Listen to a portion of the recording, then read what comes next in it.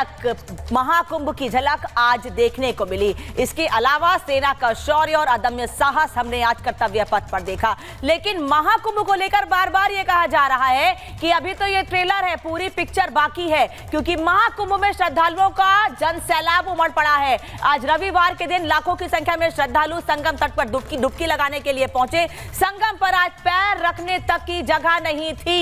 ये तस्वीरें जो सामने आई हैं ड्रोन के जरिए वो बता रही हैं कि कितनी बड़ी संख्या में श्रद्धालु उमड़े। अब तक करीब 12 करोड़ लोगों ने डुबकी लगाई है और डुबकी के लिए 2-2 घंटे लोगों को इंतजार करना पड़ रहा है। प्रशासन ने ट्रैफिक की एडवाइजरी बाकायदा जारी कर दी है और 3 फरवरी तक सभी गाड़ियों के पास अमान्य होंगे। महाकुंभ क्षेत्र को नो व्हीकल जोन घोषित किया गया है। 28 फरवरी को महाशिवरात्रि का स्नान है, तब तक सभी पास अमान्य होंगे। वीआईपी प्रोटोकॉल पास प्रणाली पर भी रोक लगा दी गई है। प्रयागराज जंक्शन से संगम तक गाड़ियां बंद रहेंगी और संगम से 10 से 12 किलोमीटर पहले ही वाहन को रोक दिया जाएगा। श्रद्धालुओं को 5 से 6 किलोमीटर पैदल चलना ही होगा। जगह जगह सभी की चेकिंग की जा रही है।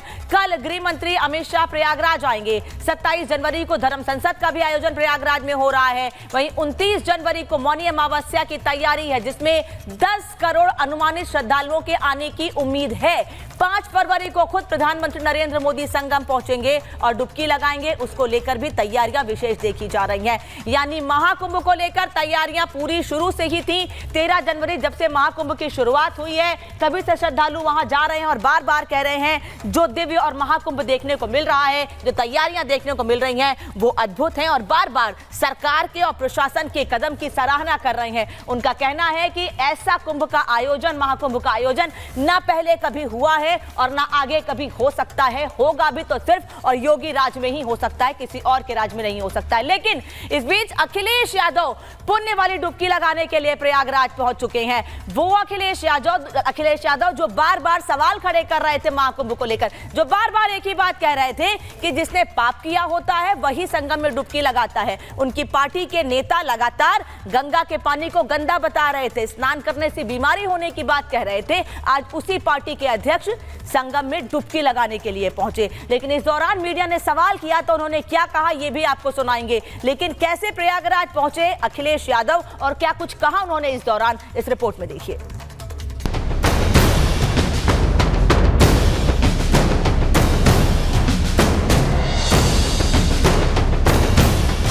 अखिलेश यादव ने कहा था कि लोग पाप धोने कुंभ जाते हैं और कुछ लोग जो पाप करते हैं अपने पाप धोने जाते हैं।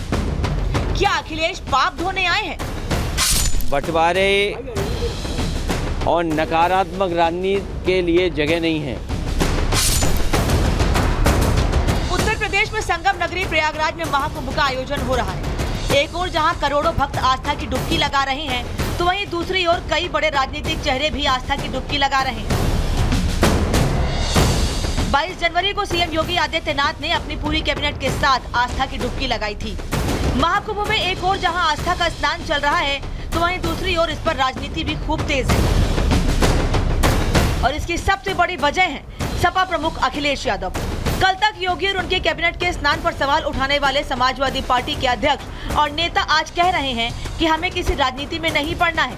जिस दिन मां गंगा ने बुलाया हम आ गए। दरअसल अखिलेश यादव गणतंत्र दिवस के मौके पर अचानक प्रयागराज पहुंच गए। न सिर्फ पहुंचे बल्कि संगम में स्नान भी किया। संगम में स्नान करने के बाद अखिलेश यादव ने क्या कहा, सुन लीजिए।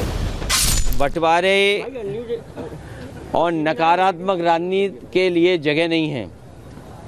आज कुंभ का तो यही संदेश होना चाहिए, सकारात्मक संदेश होना चाहिए।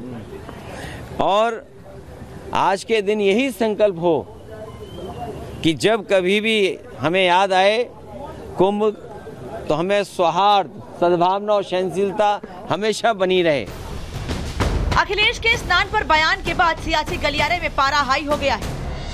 देर आए दुरुस्त आए। उम्मीद करते हैं कि अखिलेश यादव जी का अब चित्त शांत हो जाएगा। गंगा जी में स्नान करने के बाद, संगम स्नान करने के बाद मन को शांति मिलती है। अब शायद अखिलेश यादव जी के मन को शांति मिल जानी चाहिए, क्योंकि लगातार पिछले 1 महीने से अखिलेश यादव जी कुंभ को लेकर के अनर्गल मिथ्या प्रलाप कर रहे थे।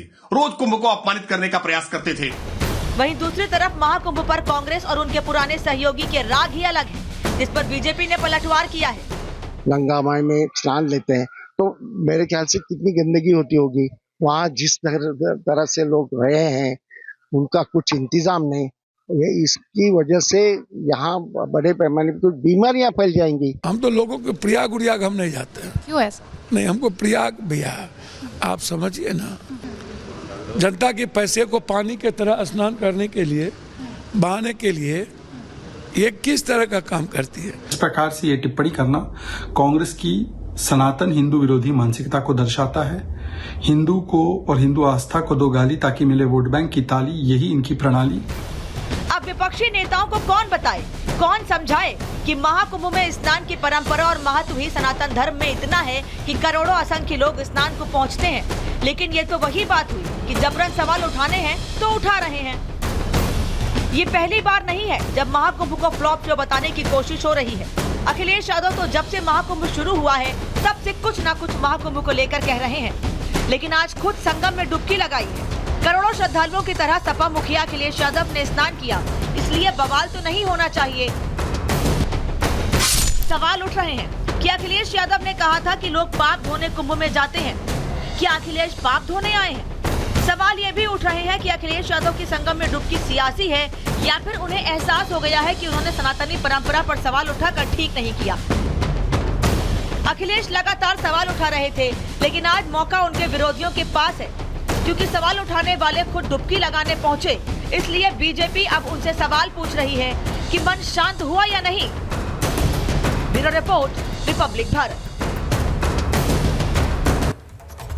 तो एक तरफ तो अखिलेश यादव संगम में डुबकी लगाने के लिए पहुंचे तो सवाल तो खड़े होने ही थे। अब भारतीय जनता पार्टी के नेता अखिलेश यादव पर हमलावर है। महाकुंभ में अखिलेश की डुबकी पर भारतीय जनता पार्टी ने तंज कसा है। केशव प्रसाद मौर्य कह रहे हैं कि अखिलेश जी देर आए दुरुस्त आए। अखिलेश अब आस्था को चोट पहुंचाने से बचेंगे। महाकुंभ की विशेषता अनेकता में एकता है, यह कहना है केशव प्रसाद मौर्य का। सफाई शांति के लिए महाकुंभ स्नान जरूर करें। केशव प्रसाद मौर्य और भारतीय जनता पार्टी के तमाम नेता अब अखिलेश यादव पर हमलावर हैं और बार बार यही सवाल पूछ रहे हैं कि वो अखिलेश यादव जिन्होंने पीडीएफ पत्रकार छोड़ रखे थे महाकुंभ की कमियां दिखाने के लिए, अब उन कमियों को नजरअंदाज करते हुए क्या अखिलेश वहां पर पहुंचे हैं या फिर कमियां थी ही नहीं, सिर्फ राजनीति हो रही थी।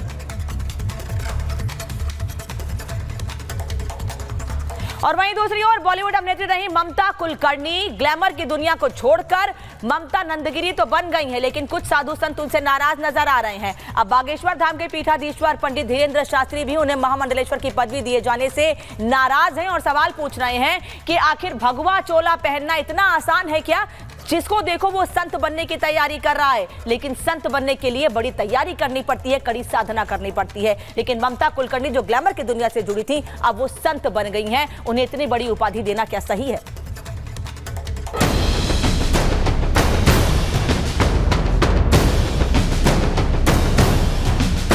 दो दिन पहले ग्लैमर की दुनिया को छोड़कर ममता कुलकर्णी ने अपनी पहचान बदली।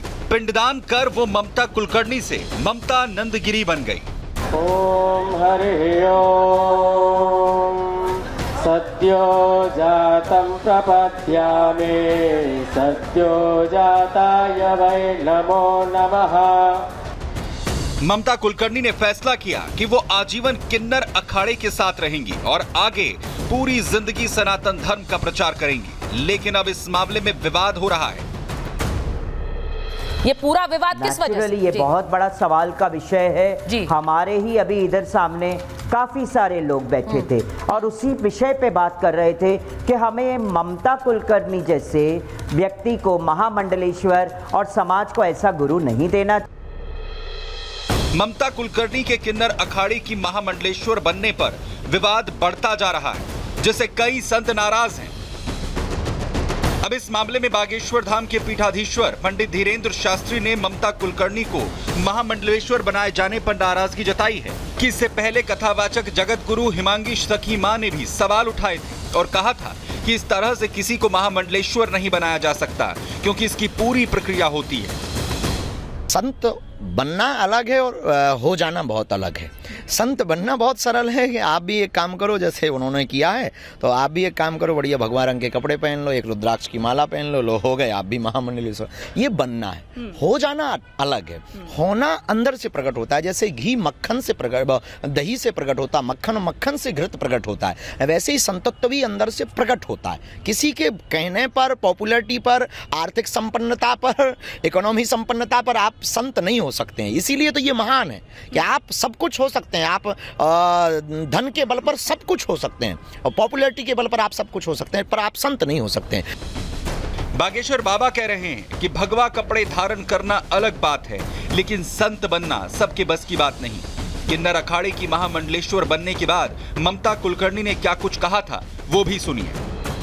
मैंने 23 साल तप किया है और मुझे 4 गुरुओं ने मेरी 3 दिन तक परीक्षा ली। जो 3 जगत गुरु थे, उन्होंने मेरी तपस्या का परीक्षण ले लिया और ऐसे ऐसे प्रश्न पूछे जो सिर्फ एक तपस्वी ही एक दूसरी तपस्वी को जान सकता है कि क्या उसकी तपस्या है, उसने ध्यान कितना किया है, उसने अंतर कैसे, वैराग्य किसको कहते हैं। तो ये सब की परीक्षण करने के बाद मुझे महामंडलेश्वर की पदवी प्राप्त हुई है।